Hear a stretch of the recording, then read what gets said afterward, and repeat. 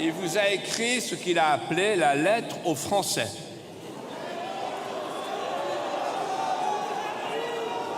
J'entendais tout à l'heure Stéphane Ravier parler de Mistral.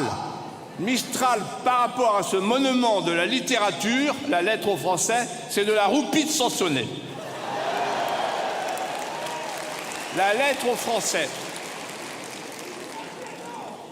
Cependant, pour être honnête, il y a une phrase que j'ai retenue dans cette lettre aux Français et qui est une sorte d'aveu touchant. Écoutez cette phrase, je la cite, elle est courte.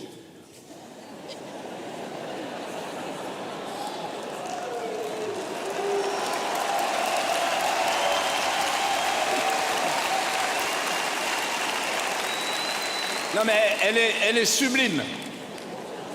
La phrase est sublime. Nous n'avons pas tout réussi.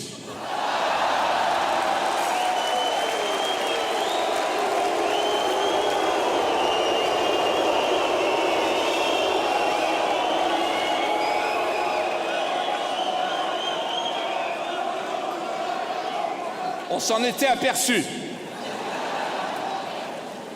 Mais en fait, cette lettre a été postée à une mauvaise adresse. Ce n'est pas la lettre aux Français. Le vrai destinataire, c'est un Français. C'est la lettre à un Français. Et le Français qui est le destinataire de cette lettre, la plume a fourché. C'est Éric Zemmour. Et pourquoi je dis la plume a fourché? Parce que il y a cette phrase fameuse et qui restera dans l'histoire. Écoutez-la. Je la cite de mémoire. Et retenez-la. L'enjeu est de bâtir la France de nos enfants et non pas de ressasser la France de nos enfances. Et moi je vous dis, ce type est névrosé.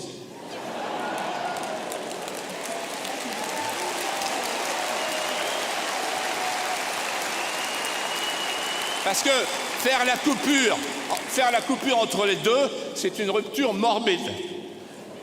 C'est une névrose.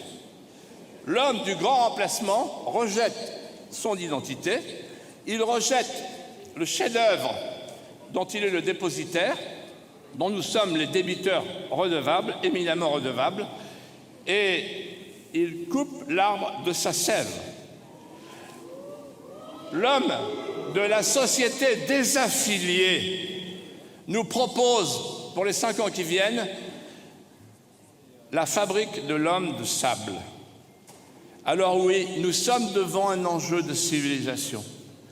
On a en face de nous un histrion de l'hédonisme consumériste qui n'a pas le goût de la profondeur du temps, qui ne sait rien du dépôt millénaire, qui n'en a pas le goût.